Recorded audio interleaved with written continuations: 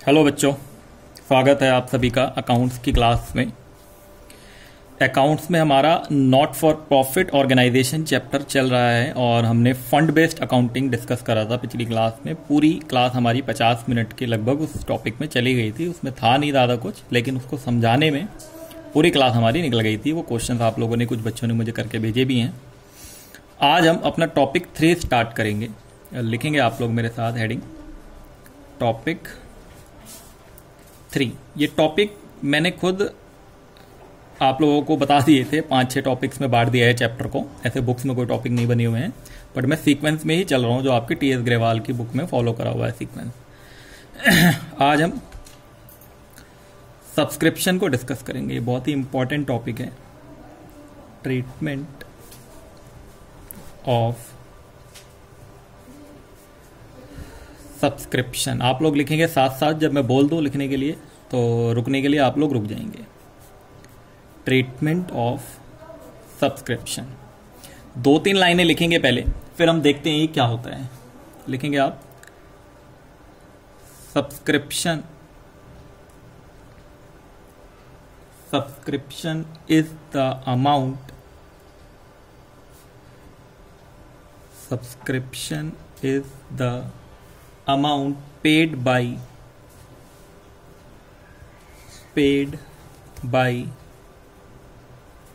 the member, paid by the members of NPO, not for profit organization, on periodical basis, on periodical basis, so that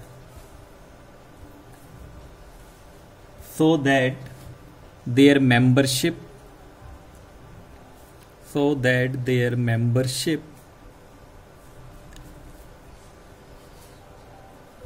remain alive। क्या मतलब हुआ इसका? ये 2 लाइनें लिखी हैं हमने। सिंपल भाषा में अगर हम बात करें, आप लोग यहाँ पे थोड़ा सा देखेंगे, सब्सक्रिप्शन का अगर आप डिक्शनरी मीनिंग ढूंढेंगे तो बहुत सारे मीनिंग निकल के आ जाएंगे। एक मीनिंग उसमें से चंदा भी आपको बताया जाएगा। इसको चंदा कहते हैं। क्या बताया यहाँ पे कि जो मेंबर्स होते हैं एनपीओ के, वो पीरियोडिकल बेसिस पे मतलब ईयरली, मंथली या जो भी होगा उनका, पीरियोडिकल बेसिस पे कुछ अमाउंट उनको देते हैं जिससे कि उनकी मेंबरशिप जिंदा रहे, मतलब वो उसके मेंबर बने रहें। इसका मतलब ये हुआ कि अगर वो सब्सक्रिप्शन देना बंद कर देंगे तो उनकी मेंबरशिप छिन भी सकती है। तो जो नॉन प्रॉफिट ऑर्गेनाइजेशन के मेंबर्स होते हैं, उनके मेंबर्स कुछ उनको चंदा देते हैं, जो हम यहाँ पे चंदा कह रहे हैं। लेकिन बच्चे ये चंदा नहीं है, मैं भी समझाऊंगा आपको चंदा क्यों नहीं है ये। तो ये सब्सक्रिप्शन हो गया हमारा। अगर हम इसको थोड़ा सा और देखें आगे, तो ये हमारा कैसा है? इट इज यहां से देखें, अगर it is a recurring, it is a recurring and main source of income, main source of income of such organization।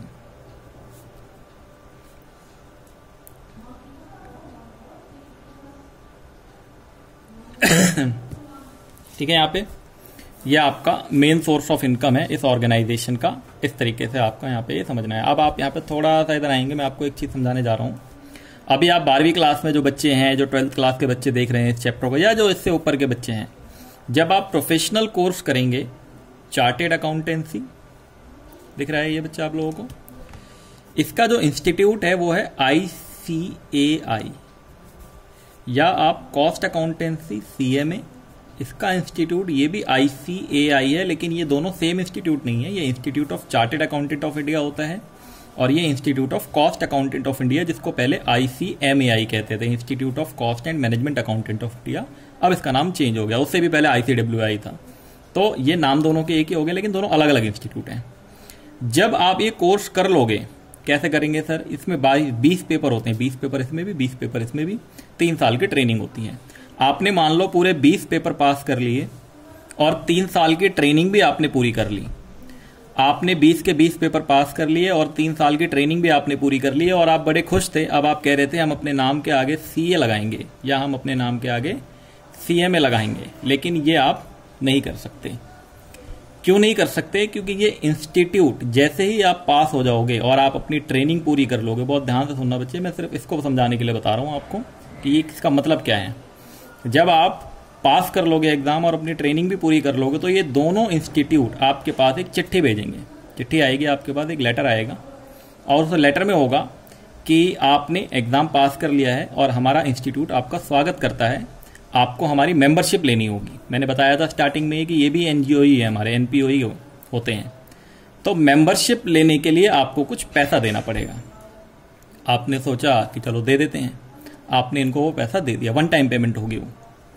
उसके बाद एवरी ईयर, हर साल आपसे ये कुछ पैसा लेंगे। हर साल कितना लेंगे सर? वो 2000 या 3000 जो भी होगा, मुझे याद नहीं है यहाँ पे अमाउंट, इतना ही होता है, इससे ज्यादा नहीं। 2000, 3000, 4000 जो भी अमाउंट होगा, ईयरली होता है ये कहेंगे कि आपको हमारे इंस्टीट्यूट को सब्सक्रिप्शन देना पड़ेगा।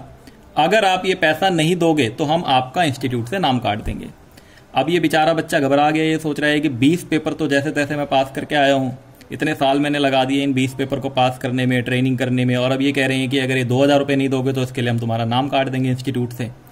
ठीक है, हाँ बच्चे, काट भी देते हैं नाम, क्योंकि आप यहां पे समझो ना, आपने एग्जाम तो पास कर लिया, लेकिन आप ये एब्रीविएशन जो नाम के आगे यूज कर सकते हो वो तभी यूज कर सकते हो जब ये आपको मेंबरशिप नंबर देंगे, और वो मेंबरशिप नंबर आपको सब्सक्रिप्शन पे करने पे ही मिलेगी। मतलब आप अगर टाइम टू टाइम सब्सक्रिप्शन पे करते रहोगे तो आप उनके मेंबर बने रहोगे। इसका मतलब ये चंदा थोड़ी हुआ। चंदा तो ये होता है ना कि जो हमने अपनी मर्जी से दे दिया, ये तो हम पे फोर्स बना रहे हैं कि देना ही देना है वरना हम नाम काट दे, तो वसूली हो गई है ना। बच्चे कह रहे हैं वसूली, तो ये वसूली हो गई, ये तो वसूली कर रहे हैं आपसे। सेम कॉन्सेप्ट है यहाँ पे सब्सक्रिप्शन का, कि मतलब अगर आप अपनी मेंबरशिप बनाए रखना चाहते हो तो आपको हर साल ये अमाउंट देना ही पड़ेगा, वरना ये इंस्टीट्यूट आपकी मेंबरशिप काट देगा। सर अगर बाई चांस मान लो किसी ने नहीं दिया तो क्या उसकी मेंबरशिप कट जाएगी? हाँ कट जाएगी, लेकिन अगर आपने 3 महीने, 4 महीने, 5 महीने बाद दे दिया तो दोबारा नाम लिख भी देगा। मतलब ये नहीं है कि आपको फिर से वो 20 पेपर देने की जरूरत है। आप समझ गए यहाँ पे सब्सक्रिप्शन का मतलब क्या है? किसी भी NPO में पीरियोडिकल बेसिस पे जो हम उसे पेमेंट करते हैं ताकि हमारी मेंबरशिप बनी रहे। मैंने यहाँ लिखा है अलाइव, जिंदा रहे, हमारी मेंबरशिप मर ना जाए, खत्म ना हो जाए, उसी को क्या कहते हैं? सब्सक्रिप्शन कहते हैं। तो ये जो वर्ड है ना बड़ा कंफ्यूजिंग है, इसको आप डिक्शनरी में देखोगे अंशदान, चंदा, इस तरह। तो चंदा तो आपने देखा होगा, बहुत से लोग मांगते हैं, लेकिन उसमें कोई ये थोड़ी होता है देना ही देना है। लेकिन मैंने आपको जो ये वाला केस बताया, इसमें तो आपको देना ही देना है। अगर आप नहीं दोगे तो आपकी मेंबरशिप वो काट सकते हैं। ठीक है, अब हम इसके अकाउंटिंग ट्रीटमेंट पे आते हैं। आपको ये वर्ड समझ आ गया होगा, मैं उम्मीद करता हूँ कि मैंने जो समझाया है तरीका कि सब्सक्रिप्शन क्या होता है, और ये मीनिंग भी मैंने लिख दिया है यहाँ पे आपके लिए। अकाउंटिंग ट्रीटमेंट पे इसके आते हैं, उसके लिए हम एग्जाम्पल लिखेंगे छोटा सा। यहां पे लिखेंगे example, calculate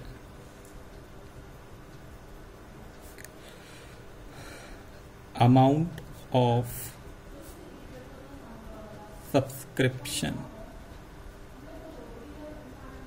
calculate amount of subscription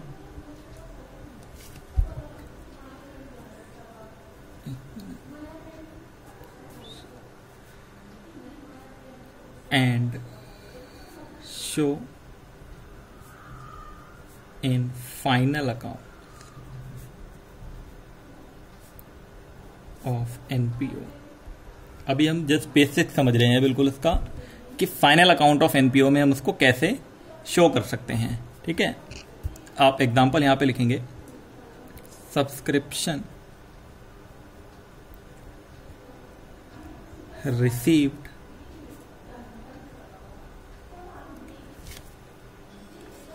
subscription received during the year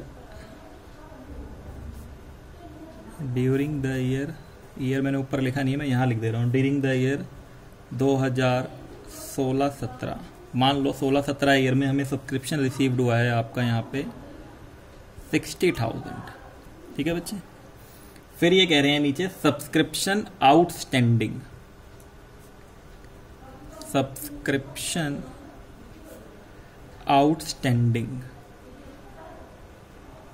subscription outstanding on 31 मार्च 2016, ये अमाउंट है आपका 16,000। फिर ये कह रहे हैं सब्सक्रिप्शन आउटस्टैंडिंग ऑन 31 मार्च 2017, ये आपका है मान लो 9,000। फिर ये आगे कह रहे हैं subscription received in advance, subscription received in advance, subscription received in advance on 31 मार्च 2016, जगह कम है मैंने 16 ऐसे लिख दिया है, एरो बना के अमाउंट आगे लिख दे रहा हूं मैं, 12,000। फिर ये कह रहे हैं subscription received in advance on 31 March 2017, subscription received in advance on 31 मार्च 2017, आपका ये है 7,000। ये क्वेश्चन है, जिसने नहीं लिखा हो पहले इसको कॉपी कर लो। मैं बहुत इसको पहला क्वेश्चन आपको ऐसे समझ लेना है कि आगे आपकी कोई दिक्कत ही ना आए। इसको लिख ले जल्दी, क्वेश्चन देखते हैं, इसको समझते हैं हम यहाँ पे, ठीक है। इसका सॉल्यूशन देखते हैं इस क्वेश्चन का। आप इसको बड़े ध्यान से समझेंगे। ये रिसीप्ट एंड पेमेंट अकाउंट का अमाउंट है। अब थोड़ा कॉन्सेप्ट पीछे चले जाओ, आप याद करो, मैंने बताया था रिसीप्ट एंड पेमेंट अकाउंट में ये जो हमने 60,000 रुपए रिसीव किए हैं, ये आपका R&P का अमाउंट है, और R&P में हमने कैश बेसिस अकाउंटिंग फॉलो किया होगा। मतलब ये हमने, हो सकता है कि इसी ईयर का हो या पिछले साल का हो या अगले साल का हो, सारा अमाउंट इसमें एडजस्टेड होगा। अब हमें इनकम एंड एक्सपेंडिचर अकाउंट पे आना है, और इनकम एंड एक्सपेंडिचर अकाउंट में हमें क्या करना है, करंट ईयर की अकाउंटिंग करनी है। याद है आप लोगों को, एक्रोल बेसिस फॉलो करना है। तो इसका मतलब क्या है, कुछ एडजस्टमेंट्स करानी पड़ेंगी हमें, सेट ऑफ कराने पड़ेंगे। अब आप यहां पे ध्यान से समझेंगे, 2-3 बातें मेरी सुन ले पहले तो। ये कह रहे हैं सब्सक्रिप्शन आउटस्टैंडिंग 2016 के एंड में, और ये हमारी अकाउंटिंग ईयर कब की करनी है हमें, 2016-17, मतलब मेरा 17 का है ये कॉन्सेप्ट। 2017 की अकाउंटिंग हमें करनी है एंड की। तो 2016 का एंड 2017 का क्या हो गया, बिगिनिंग हो गया, ठीक है। तो ये बिगिनिंग का सब्सक्रिप्शन हो गया मेरा 16,000। सब्सक्रिप्शन 31/3/2017, मतलब 2017 के एंड में जो आउटस्टैंडिंग है इस साल का, वो 9,000 है, ठीक है सर, समझ गए हम। इस साल का बचा हुआ आउटस्टैंडिंग जो है वो 9,000 और पिछले साल का आउटस्टैंडिंग 16,000 है। अब यहाँ कंफ्यूजन ये रहती है कि ये सब्सक्रिप्शन आउटस्टैंडिंग 16,000 जो पिछले साल था, 2016 में नहीं पे किया था, वो हमें इस साल मिला होगा। तो अब हमें कैसे पता लगेगा कि ये 16,000 इस 60,000 में इंक्लूड है। तो कभी कभी तो आपको रिसीट एंड पेमेंट अकाउंट बना के दिया होगा, तो उसमें आपको दिया होगा तो आप देख के समझ जाओगे कि हाँ ये इंक्लूड है।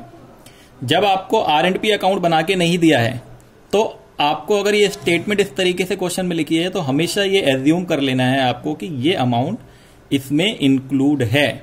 मतलब जो 2016 में आउटस्टैंडिंग रह गया था वो 2017 में हमें मिल गया है।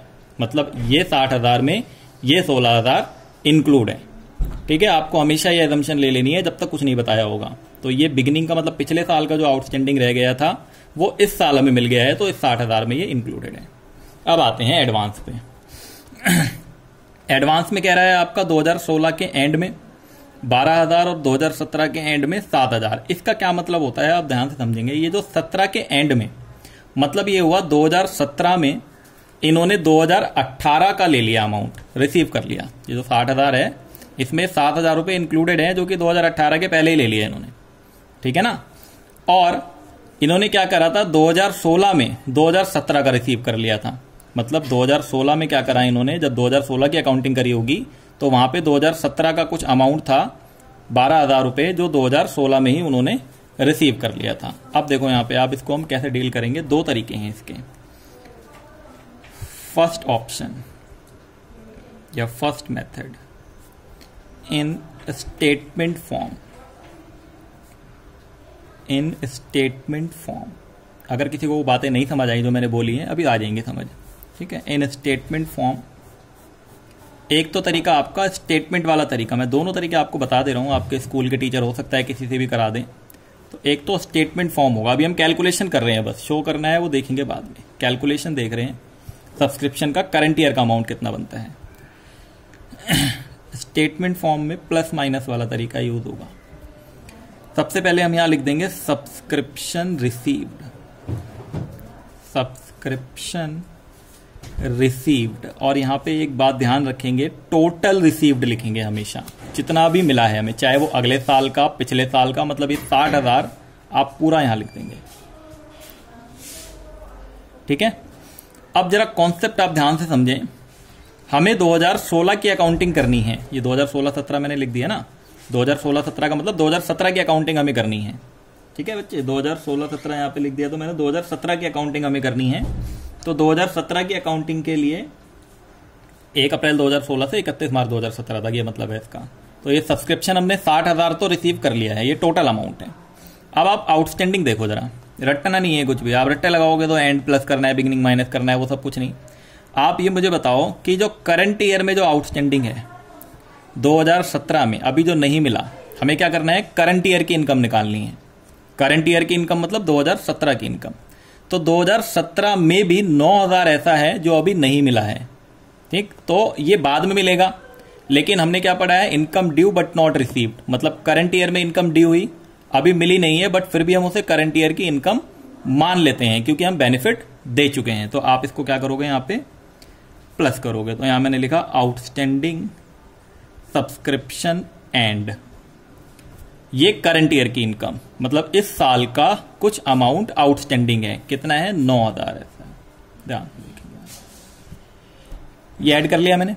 अब आप फिर देखो ध्यान से, 2016 का कुछ बचा हुआ अमाउंट था, आउटस्टैंडिंग 2016 का बचा हुआ था, जो 2017 में आके मिला है मुझे। मतलब ये जो इनकम थी वो रिलेट करती है कौन से ईयर से, 2016 से। रिसीव्ड हुई है कौन से ईयर में, 2017 में। हमें 2017 की करंट इनकम पता लगानी है, तो इसको माइनस कर दो। ठीक है सर, इसको माइनस कर लिया, तो ये आउटस्टैंडिंग सब्सक्रिप्शन बिगनिंग, मतलब ये इस साल की इनकम नहीं है, ये पिछले साल की इनकम थी जो इस साल मिली है, तो ये माइनस हो जाएगी। तो ये 16,000 हमने यहां माइनस कर लिया, ये हमने ये माइनस कर लिया। अब एडवांस पे आ जाओ आप।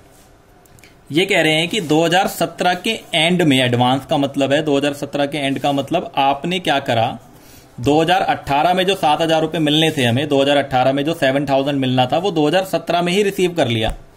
लेकिन बच्चे ये जो एडवांस में इनकम आपने रिसीव कर ली है अगले साल की, ये इस साल की इनकम थोड़ी है हमारी, ये तो आपने एडवांस में ले लिया ना, बेनिफिट थोड़ी दिया अभी उसको, बेनिफिट हमने दिया नहीं, इनकम कैसे मान लें उसको, तो इसको हम इनकम नहीं मान सकते। तो इसको क्या करना पड़ेगा, माइनस कर दो सर, क्योंकि अगले साल की इनकम है तो अगले साल मानेंगे। तो इस साल क्या करो, जो आपने रिसीव कर लिया है तो इसको आप माइनस कर लो। तो हमने फिर माइनस करा यहां पे एडवांस सब्सक्रिप्शन एंड, मतलब अगले साल का इस साल रिसीव कर लिया है, तो ये 7,000। अब यहां पे कंफ्यूजन रहता है बच्चों को बहुत, इधर देखो 2016 एडवांस का क्या मतलब है, इसका मतलब ये है यहां पे कि 2017 की इनकम हमने 2016 में रिसीव कर ली थी, तो जब हमने 2016 की अकाउंटिंग करी होगी तो वहां से माइनस कर ली होगी। लेकिन अब हम 2017 की अकाउंटिंग कर रहे हैं तो यहां पे तो इसको लेना पड़ेगा ना। आप फिर देखो इधर यहां पे, जैसे ये 7,000 आपने यहां माइनस कर लिया, 2017 की अकाउंटिंग कर रहे हो, जब 2018 की अकाउंटिंग करोगे तो यही 7,000 वहां प्लस करोगे, नहीं करोगे? हाँ सर करेंगे। क्यों? क्योंकि ये 7,000 हमने 2017 में रिसीव कर लिया था, तो 2017 में तो माइनस कर दिया, लेकिन है तो इनकम ये एक्चुअल में 2018 की, तो 2018 में क्या होगा, ये प्लस होगा। सेम यहां पे 2017 की कोई इनकम हमने 2016 में ही रिसीव करा दी थी, तो ये 12,000 कौन से ईयर से रिलेट था, 2017 से, तो 17 में प्लस होना चाहिए, तो प्लस कर दो।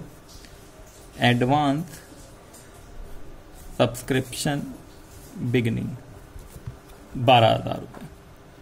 बच्चे मुझे पता है फिर भी इसको रट्टे लगाएंगे, आप रट्टे मत लगाओ, बहुत ही आसान तरीका मैंने बताया है आपको, सिर्फ करंट ईयर की इनकम, क्योंकि आप रट्टे लगाओगे तो हर जगह कंफ्यूज रहोगे। करंट ईयर की इनकम निकालनी है, आपके दिमाग में ये रहना चाहिए मुझे 2017 की इनकम चाहिए खाली, बस 2017 की। तो 2017 में अगर मैंने 2018 का कोई अमाउंट रिसीव कर लिया है तो उसको हटा दो, माइनस कर दिया। 2017 में 2016 का बचा हुआ अमाउंट रिसीव कर लिया था, जो 2016 का आउटस्टैंडिंग था वो 2017 में मिला है, उसे भी हटा दो सर, ये भी हटा दिया। ठीक है, अब आते हैं हम इस 9,000 पे, तो ये करंट ईयर का बचा हुआ अमाउंट है, 2017 के एंड तक कुछ 9,000 रुपए जो अभी नहीं मिल पाए हमें, लेकिन वो है तो करंट ईयर की इनकम, तो उसे प्लस कर लो। तो ये आपने प्लस कर लिया, ठीक है, ये ब्रैकेट गलत लगा दिया मैंने, और ये आपने 12,000 रुपए जो आपके 2016 के थे, 2016 में आपने 2017 का अमाउंट रिसीव करा लिया था, तो अब 2017 की जब अकाउंटिंग आप करोगे तो वो इनकम 2017 में ऐड होनी चाहिए, क्योंकि ये 12,000 रुपए हमने 2016 में रिसीव कर लिए थे। 2016 में जब अकाउंटिंग करी होगी तो इसको माइनस कर दिया होगा वहां से, बट अब 2017 की अकाउंटिंग कर रहे हैं तो ये 12,000 हमें प्लस करने पड़ेंगे। ये प्लस है, ध्यान रखना चाहिए। इसका आंसर निकालते हैं। ये जो आंसर आता है ना, ये करंट ईयर की इनकम आती है, इसको हम इनकम एंड एक्सपेंडिचर अकाउंट में क्रेडिट कर देते हैं इनकम साइड में। ये करंट ईयर की इनकम होती है। इसका अमाउंट निकाल लेते हैं, कितना आ रहा है, 60,000 प्लस 9,000 माइनस 16,000 माइनस 7,000 प्लस 12,000, ये 58,000 आ रहा है। ये अभी मैंने पहला तरीका बताया आपको, 58,000 आया आपका। ये फर्स्ट ऑप्शन था स्टेटमेंट फॉर्म में अगर आप बनाना चाहते हैं। इसी चीज को अकाउंट फॉर्म में भी हम रिप्रेजेंट कर सकते हैं। आप देखो कैसे, सेकेंड ऑप्शन,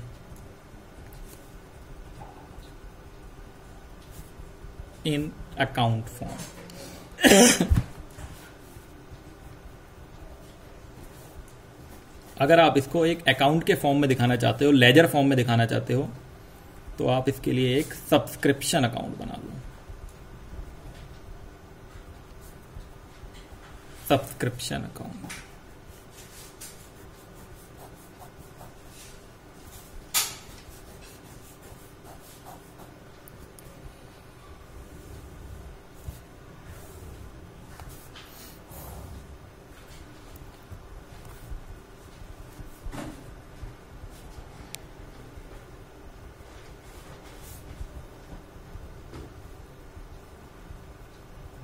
सब्सक्रिप्शन इनकम है मेरी, आप लोगों को पता है ये इनकम है। इनकम अगर आउटस्टैंडिंग होती है तो सर एसेट होता है, और एसेट का ओपनिंग बैलेंस डेबिट से स्टार्ट होता है, to balance brought down, outstanding beginning.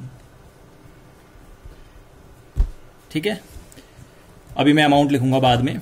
और क्लोजिंग बैलेंस क्या होता है, ये सर क्रेडिट होता है। एसेट का क्लोजिंग बैलेंस क्रेडिट होता है, तो by balance carry down,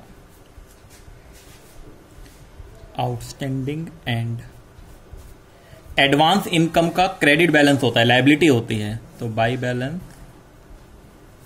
brought down, आपका ये एडवांस बिगनिंग, और ये क्रेडिट हो जाएगा यहाँ पे to balance carry down. Liability का क्लोजिंग बैलेंस होता है क्रेडिट, तो एडवांस एंड हो गया ये। ठीक है, जब आप ये रिसीव्ड करोगे, सब्सक्रिप्शन आप रिसीव्ड करोगे, तो बैंक अकाउंट आपका डेबिट होगा। बैंक में पैसा आएगा, bank account debit to subscription account, तो आपका bank account debit to subscription account मतलब आपका ये बाय बैंक। ये जो बैंक अकाउंट होगा आपका, ये यहाँ पे आप R&P भी लिख सकते हैं, मतलब रिसीट एंड पेमेंट अकाउंट का अमाउंट है। और यहां पर आपका आ जाएगा to income and expenditure account, ये आपका इनकम एंड एक्सपेंडिचर अकाउंट। अब देखते हैं हम अपने क्वेश्चन के अकॉर्डिंग। टोटल जो हमने रिसीव करा था क्वेश्चन में वो 60,000 किया था, तो आपने R&P में यहां टोटल लिख देना है 60,000। फिर इन्होंने कहा था कि जो आउटस्टैंडिंग है वो बिगनिंग का है 16 और एंड का है 9, तो आपने आउटस्टैंडिंग बिगनिंग में यहां पे लिख दिया 16,000 और एंड में यहां लिख दिया 9,000। फिर आप एडवांस देखेंगे तो एडवांस का बिगनिंग का था 12, एंड का था 7, तो बिगनिंग का यहां लिख दिया हमने 12 और एंड का लिख दिया यहां पे 7,000। कुछ नहीं करना था इसमें आपको। फिर आपने क्या करा, इसकी टोटलिंग कर ली। ये लो, ये टोटलिंग कर लेते हैं। 60,000 प्लस 12,000 प्लस 9,000, ये कितना आ गया मेरा 81,000। और ये 81,000 हमने यहाँ रखा, इसमें से हमने ये माइनस कर लिए 7,000 और 16,000, 58,000। सेम आएगा बच्चे, दोनों तरीके से सेम आएगा। कौन सा तरीका करेंगे फॉलो सर, स्कूल वाले टीचर का करें या आपका करें, मैंने तो दोनों बता दिए ना आपको। हम ये अकाउंट वाला तरीका फॉलो करेंगे, ये आसान रहता है बच्चों को समझने में। जहां पे ज्यादा ट्रांजैक्शन नहीं होंगी वहां अकाउंट नहीं बनाएंगे, वहां हम ऐसे प्लस माइनस करके कर लेंगे। जब ज्यादा ट्रांजैक्शन होंगी तो हम ये वाला तरीका फॉलो करेंगे। ये अभी कैलकुलेशन हुई है, सिर्फ आप ध्यान देंगे, ये कैलकुलेशन हुई है। शो इन फाइनल अकाउंट भी करना था हमें, शो इन फाइनल अकाउंट।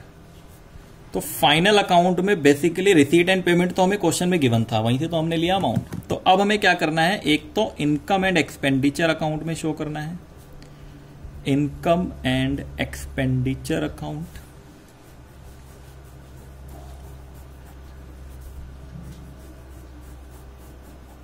छोटा सा बनाएंगे, बिल्कुल एक ही लाइन लिखनी है इसके अंदर बस।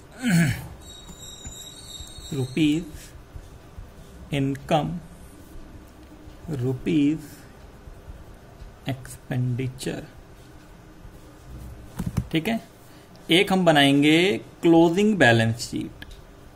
Closing balance sheet, closing word ना लगा के आप एक काम कर सकते हैं, एज ऑन 31 मार्च 2017, समझ जाएंगे इससे समझने वाले। 2017 की बैलेंस शीट मतलब इस साल की बैलेंस शीट बन रही है ये क्लोजिंग बैलेंस शीट। अगर हमें एग्जाम में 3 to 4 मार्क्स में क्वेश्चन आता है तो हमें इतना ही करना है, मतलब कैलकुलेशन करके इन दो में ही शो करना होता है बेसिकली। लेकिन कुछ अमाउंट जो है हमारे वो ओपनिंग बैलेंस शीट में भी जाते हैं। जब हम बड़े क्वेश्चंस करेंगे, लेंथी क्वेश्चंस जब हम करेंगे 6 मार्क्स वाले, तो उसमें ओपनिंग बैलेंस शीट भी बनानी, वो मैं करके दिखा दे रहा हूं यहाँ पे आपको। तो ओपनिंग बैलेंस शीट में भी शो करके दिखा दे रहा हूं मैं कि ओपनिंग बैलेंस शीट में कैसे शो होगा 2016 के एंड का ही। फॉर्मेट तो वही है, दोबारा लिख नहीं रहा मैं ऊपर, वही एसेट लायबिलिटी। अब आप ध्यान देंगे, जो भी करंट ईयर की इनकम है, इस साल की जो इनकम थी ना मेरी, वो 58 ही थी सिर्फ, क्योंकि 60,000 में बच्चे 60,000 में पिछले साल का 16,000 जो आउटस्टैंडिंग था वो इस साल मिला था, तो हमने माइनस कर दिया। अगले साल का हमने इस साल ले लिया था 7,000, वो भी हमने माइनस कर दिया।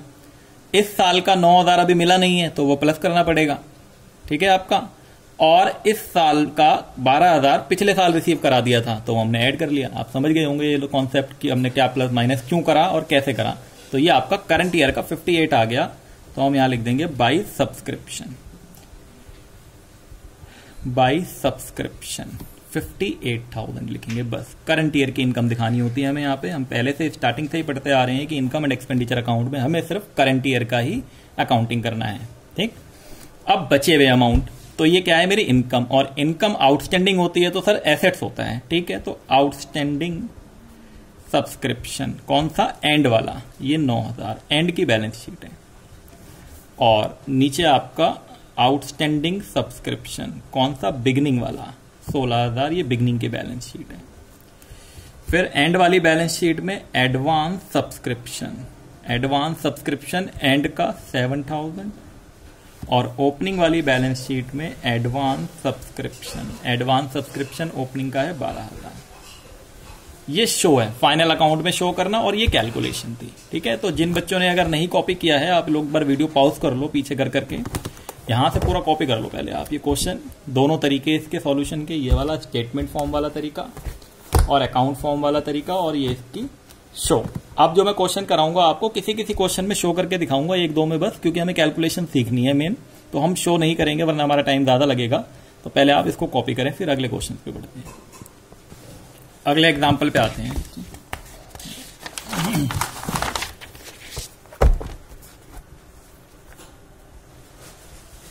Example 2, calculate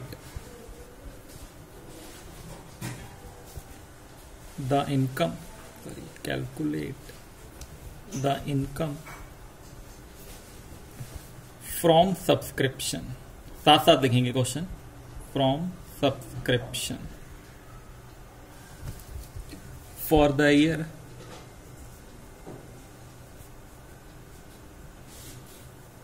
ending 31 December 2016 and show them in the income and expenditure account and the balance sheet show करके भी दिखाना है और कैलकुलेट भी करना है। क्वेश्चन आप इसमें रिसीट एंड पेमेंट आपको दिया हुआ है, तो यहां एक छोटा सा an extract of R&P account, receipt and payment account, एक छोटा सा बना लेते हैं हम, रिसीट एंड पेमेंट अकाउंट।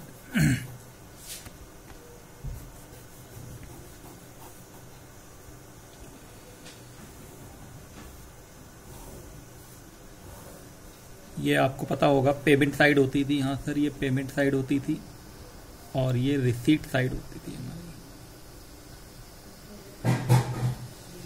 यहां पर इन्होंने दिया है आपका सब्सक्रिप्शन दिया हुआ है, टू सब्सक्रिप्शन।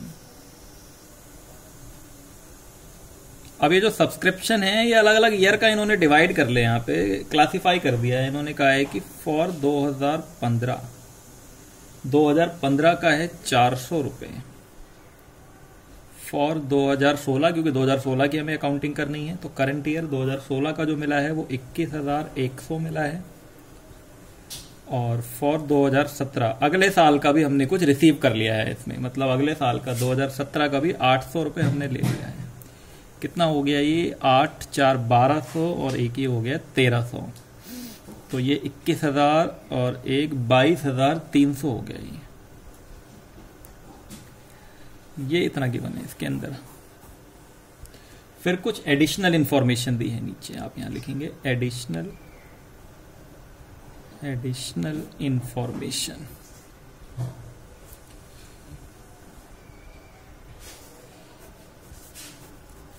एडिशनल इंफॉर्मेशन जो है यहाँ पे, देयर आर 450 मेंबर्स। ये कह रहे हैं देयर आर 450, 450 मेंबर हैं एनपीओ में। There are 450 members, each paying an annual subscription, each paying an annual subscription of ₹50, और एक मेंबर 50 रुपए पे करता है पूरे साल भर में। फिर आगे इन्होंने कहा ₹450 वॉज इन एरियर। एरियर का मतलब बच्चे outstanding. Was in arrear for 2015। बहुत ध्यान से लिखेंगे ईयर वगैरह। 2015 का 450 आउटस्टैंडिंग है आपका at the beginning of 2016। At the beginning of 2016 के बिगिनिंग में जब हम आए तो हमें ये दिखा कि 2015 का 450 रुपए हमें मिला ही नहीं, वो आउटस्टैंडिंग है हमारा। कैलकुलेट, सॉरी, हाँ ठीक है, वही जो ऊपर कैलकुलेट तो मैंने लिख ही दिया था आपका शोन। ठीक है, इतना गिवन है हमें और कुछ नहीं है। एक डिटेल और ले लेते हैं। ठीक है, इतना ही। ठीक है, तो इसको देखो आप ध्यान से पहले कि ये तो आपको एक एक्सट्रैक्ट दे रखा था आपका, इसका इन्होंने एक्सट्रैक्ट R&P अकाउंट का, और कुछ एडिशनल इन्फॉर्मेशन दे रखी है। मैंने मेंबर वाला केस आपको समझाना है अब कि अगर मेंबर्स क्वेश्चन में गिवन होंगे और एक मेंबर पेमेंट करता है तो फिर हमें उसका क्या करना है। पहले शो कर लें। शो करने के लिए जो जो अकाउंट बनाने हैं पहले वो बना लेते हैं। इनकम एंड एक्सपेंडिचर अकाउंट, क्योंकि तरीका यही है एग्जाम में करने का भी। जब भी शो करने के लिए आएगा तो आपको इनकम एंड एक्सपेंडिचर अकाउंट में शो करना होता है, क्योंकि आपने ये छोटा सा इनकम एंड एक्सपेंडिचर अकाउंट बना लिया।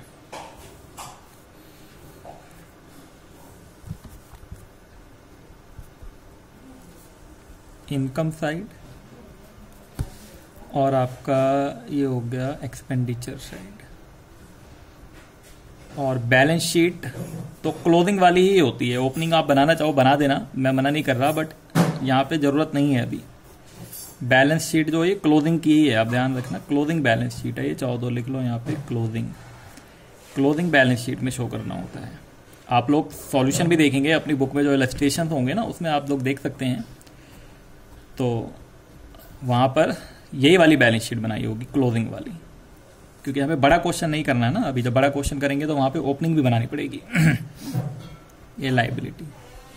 तो अब यहाँ पे कितना अमाउंट क्या शो होगा उसको कैलकुलेट करना पड़ेगा ना पहले। क्वेश्चन यहाँ इस पेज पे आ गया, सॉल्यूशन अगले पेज पे देखना पड़ेगा, बार बार पलटना पड़ेगा। देखो बच्चों, कोई नहीं, आप लोगों ने तो लिख लिया होगा। सॉल्यूशन करने के लिए मैं एक सब्सक्रिप्शन अकाउंट बना लेता हूँ। 2 तरीके मैंने बताए थे, जो आपको सही लगे वैसे कर लेना। सब्सक्रिप्शन अकाउंट, हम अकाउंट वाला तरीका फॉलो कर लेते हैं।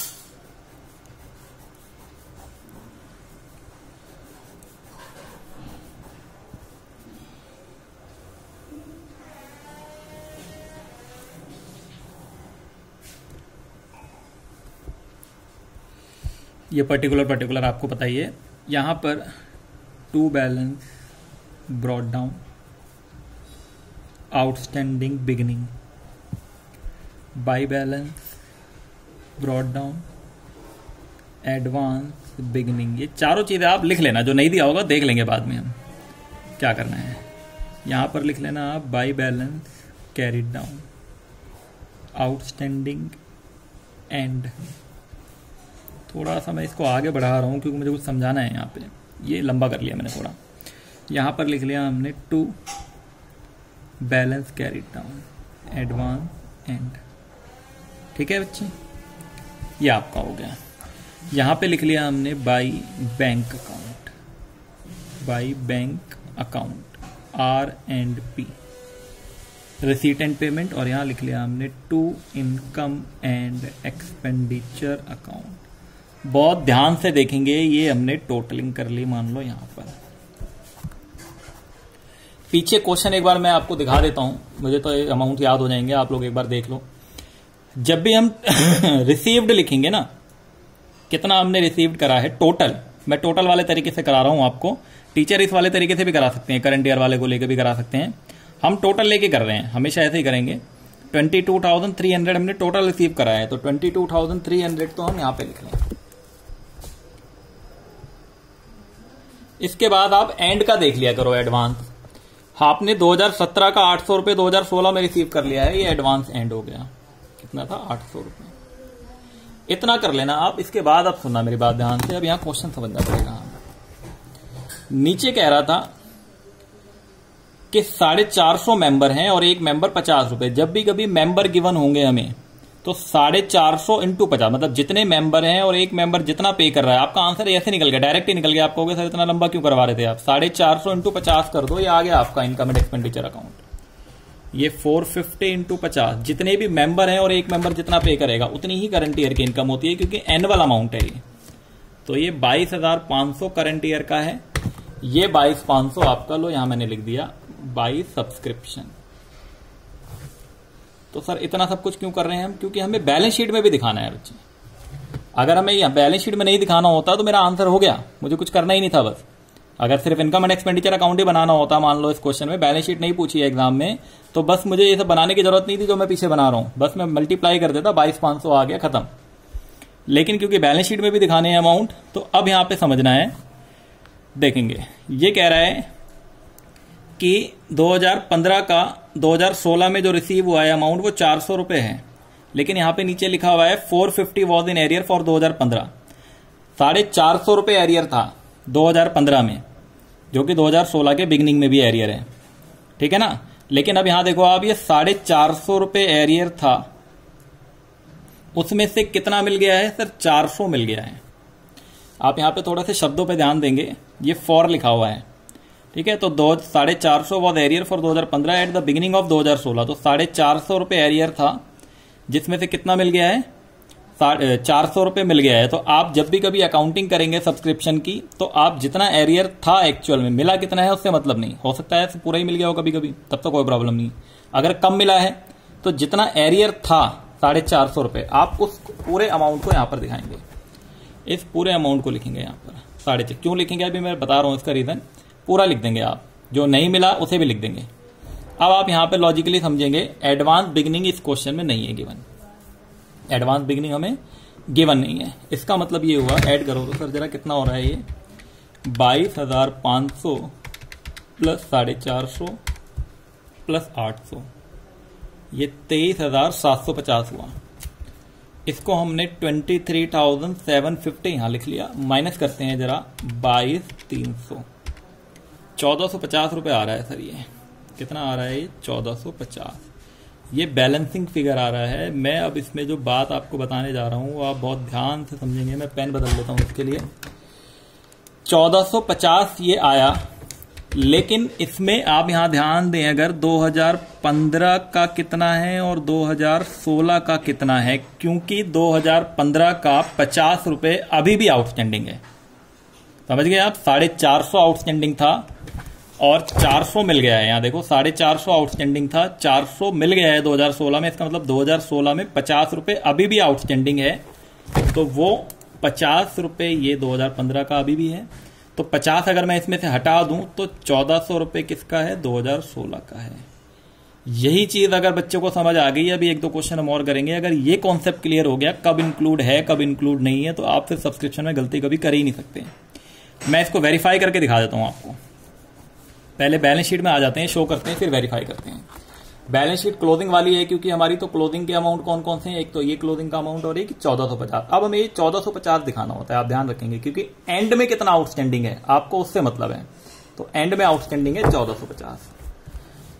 आप यहां पे आ जाएंगे आउटस्टैंडिंग सब्सक्रिप्शन। आप चाहो तो यहां पर भी दिखा सकते हो अलग अलग करके, 2015 का 50 और 2016 का 1400, लेकिन लिखना 1450 ही है। फिर यहां पे आप लिखेंगे एडवांस सब्सक्रिप्शन 800 था आपका। ये क्लोजिंग बैलेंस शीट हो गई। अब मैं कह रहा था वेरीफाई करने के बाद, आप देखो वेरीफाई करते हैं, वेरिफिकेशन।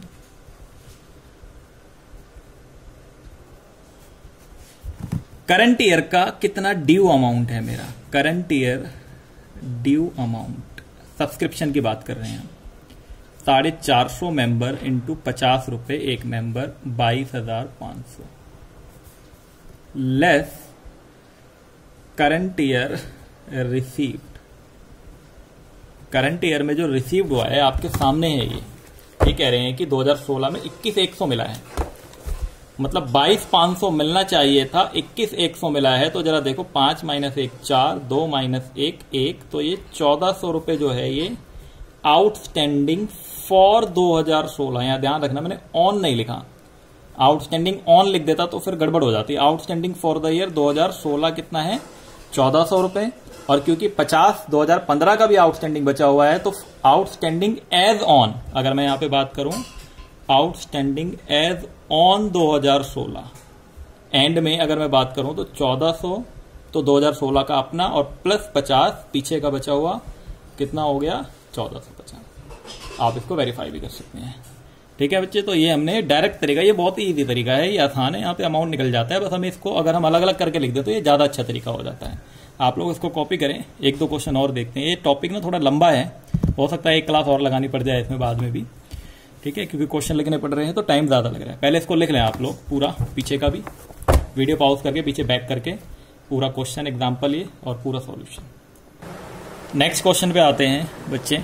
सर ये तो क्वेश्चन इस बार लिखा हुआ मिल गया हमें, क्वेश्चन लिखा हुआ मिल गया बच्चे, क्योंकि 42 मिनट हो चुके हैं क्लास के, और ज़्यादा लंबी क्लास चली जाती है 50 मिनट से ना, तो कभी करप्ट हो जाती है कभी कभी। इस पर मैं रिसर्च करूंगा एक बार क्यों हो रहा है ऐसा, क्या पता फ़ोन का उतना ज़्यादा लिमिट ना हो, तो इसलिए मैंने क्वेश्चन लिख लिया वीडियो पॉज करके। आप लोग भी इसको लिख लो वीडियो पॉज करके, मैं आपको समझाना शुरू कर रहा हूँ ताकि जल्दी खत्म हो जाएगी। आप देखेंगे क्वेश्चन क्या कह रहा है, ये कह रहा है कि हमने कुछ सब्सक्रिप्शन रिसीव करा है 2016-17 में 2,70,000 रुपये, टोटल अमाउंट है, और एक टेबल बना के आपको यहाँ समझा दिया गया है। ठीक है, ये एक टेबल बना के आपको यहाँ समझा दिया गया है कि सब्सक्रिप्शन आउटस्टैंडिंग है बिगिनिंग में एज ऑन 31/3/2016 8,000, एंड में 6,000, एडवांस है बिगिनिंग का 3,500 रुपये, एंड का 4,300, और एक लाइन नीचे और लिखी हुई है। तो हम क्या करते हैं, सबसे पहले सब्सक्रिप्शन अकाउंट बनाते हैं। ये लाइन क्या है अभी समझते हैं, subscription account.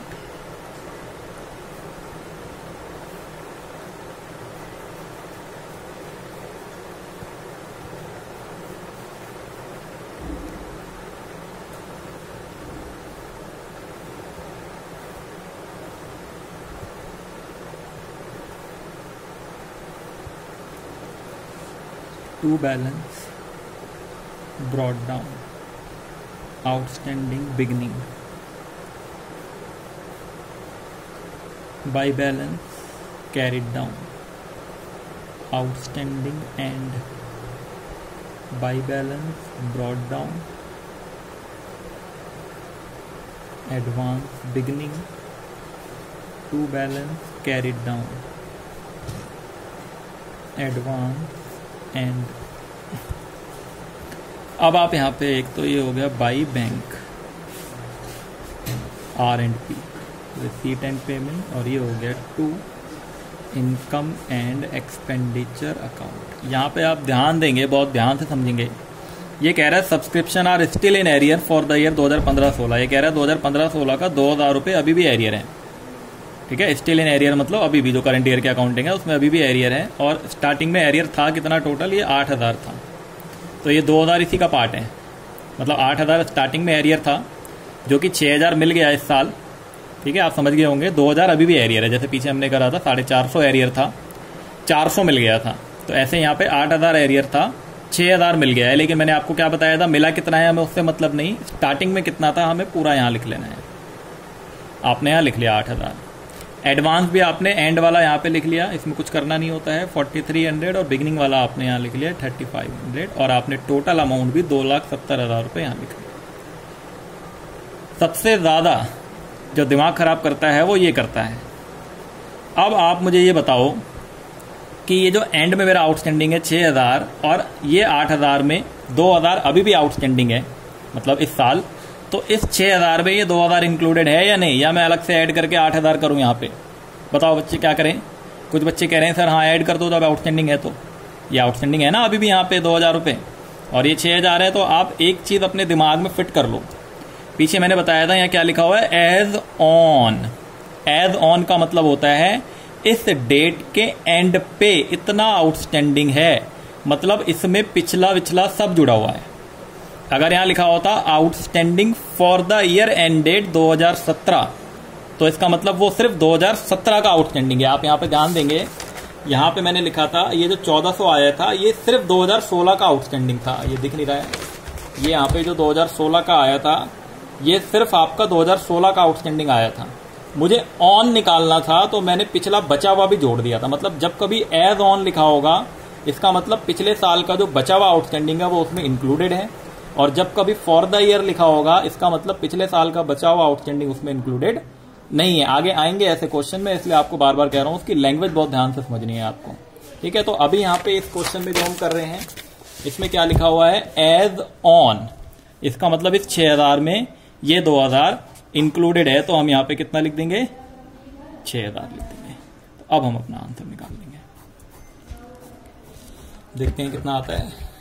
2,70,000 plus 3,500 plus 6,000 minus 4,300 minus 8,000, ये आंसर आ गया आपका 2,66,000 आपका दिख रहा होगा यहाँ पे 7,200, ये 2,67,200। हाँ कुछ बच्चे कह रहे हैं सर ये 6,000 एंड का इसको अलग अलग करके लिख सकते हैं, बिल्कुल लिख सकते हो बच्चे, आप इसमें यहाँ पे अलग अलग करके लिख सकते हो। आप इसको यहाँ पे कह लो कि 2016 का कितना है और 2017 का कितना है। 2016 का इसमें जो है वो 2,000 है बचा हुआ अमाउंट, और अगर करंट ईयर की आउटस्टैंडिंग की बात करें तो वो सिर्फ 4,000 ही है, तो दोनों को मिला के ये 6,000 है, ठीक है। यहाँ पे क्लियर है, आप लोग याद रखेंगे कि कब क्या करना है और कब क्या नहीं करना है। एक क्वेश्चन मुझे और कराना था, टाइम ज्यादा होता जा रहा है, आप लोग अपने आप करना, मैं होमवर्क बता देता हूँ आप लोगों को। बुकलेट आप लोग देखेंगे अपनी, 9 ही क्वेश्चन है इसमें, सब्सक्रिप्शन के कम है इसलिए मुझे अलग से कराने पड़ रहे हैं, कुछ क्वेश्चन मैं और भेज दूंगा आप लोगों को अलग से। आपके क्वेश्चन नंबर 11 से स्टार्ट है, ये जूम कर लेते हैं, दिख रहा है, ठीक है सर। क्वेश्चन नंबर 11 आप कर लेंगे, ये होमवर्क है आपका। उसके बाद ये क्वेश्चन हैं आपके कुछ 12 है, 13 है, ऐसे ही क्वेश्चन हैं सारे जो मैंने कराए हैं अभी, 14 है, 15 है। कौन सा नहीं करना है मैं बस वो बता देता हूँ आपको।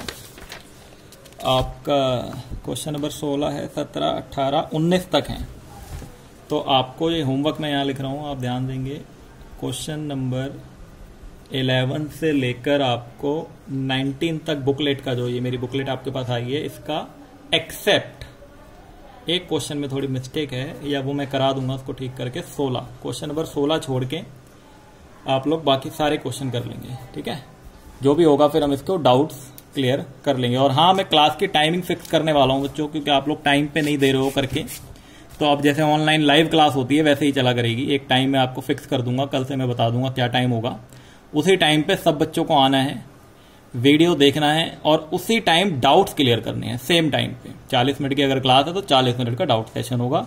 उसके बाद आप कहोगे सर हम बाद में देख लेंगे यूट्यूब से, तो नहीं, ये मेरे कंट्रोल में है। जो बच्चे यूट्यूब चलाते हैं उन्हें पता है कि सब चीज़ हमारे कंट्रोल में रहती है, तो हम उसे कंट्रोल कर सकते हैं, समझ रहे हैं ना आप लोग। वहां से गायब हो जाएगी, आपको नहीं मिल पाएगा वो दोबारा मैटर, तो आप लोग कोशिश करें उसी टाइम पे उसको करने की, ठीक है, तब तक के लिए टाटा बाय बाय।